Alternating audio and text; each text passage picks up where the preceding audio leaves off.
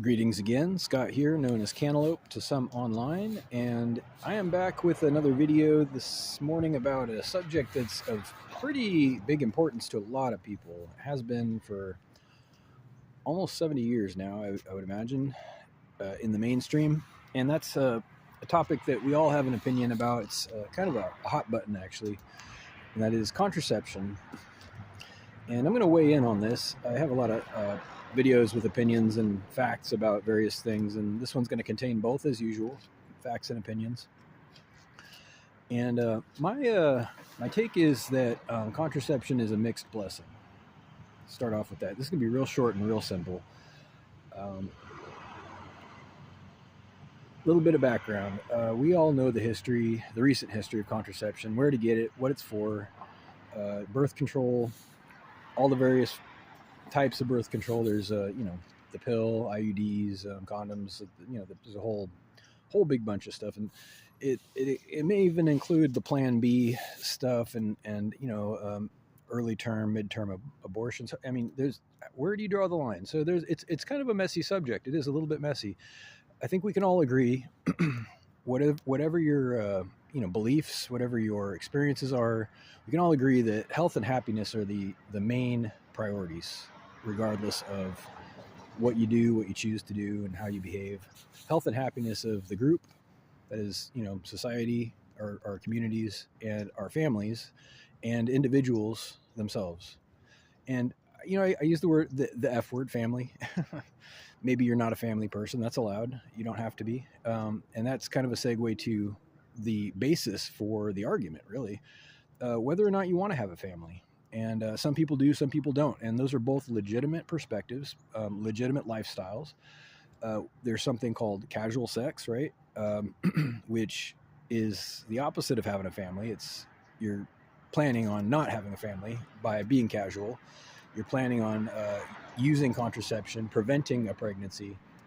And here's the point I want to make about that. So if you are deciding, for whatever reason, due to your age or your circumstances or your personal beliefs about families and children, that you don't want to, well, there's a trade-off, and you might not be completely aware of what that is. So hear me out. You take the pill. You're a woman and you take the pill.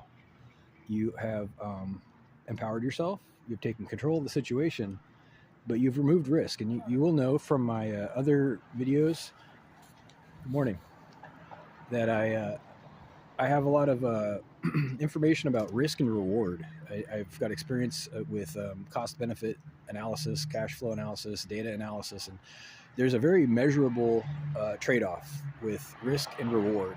And contraception is no exception to that.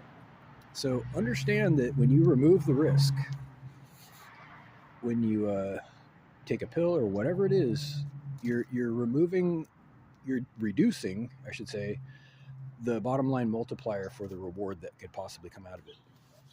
Now, here's the problem. So there's a lot of people who honestly say and believe that casual sex is all right. I'm not going to argue that.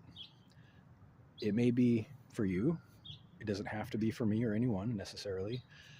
And I would submit that there may be a part of you being human that isn't able to completely turn that off, the emotional side of things. When you're involved with someone romantically, whatever your age, whatever your experience, there's going to be an instinctive component to that.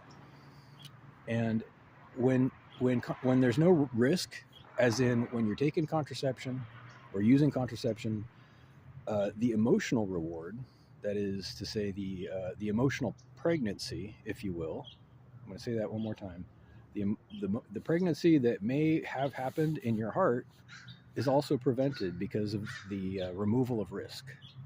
There's no more incentive to buy into the process on an emotional level.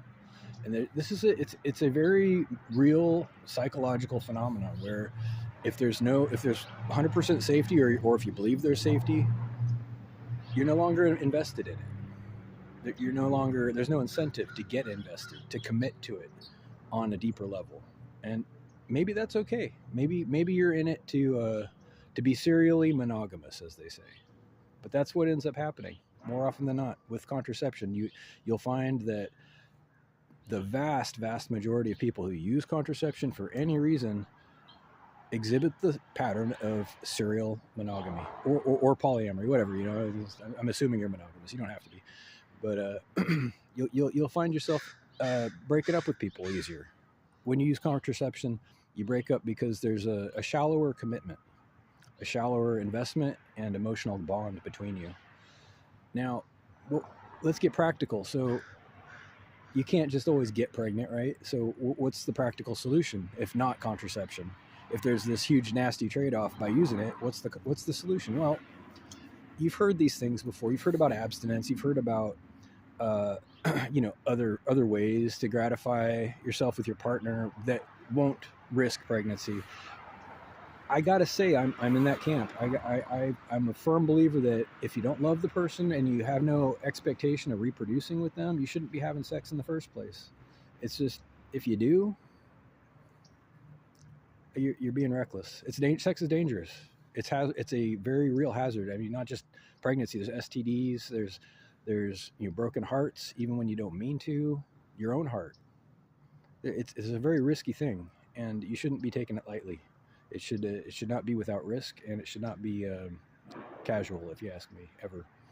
But that's my 2 cents. So I'm going to leave comments open. This is it's going to be an interesting video to see how people react to it. Thank you for your time, and I hope you have a great day.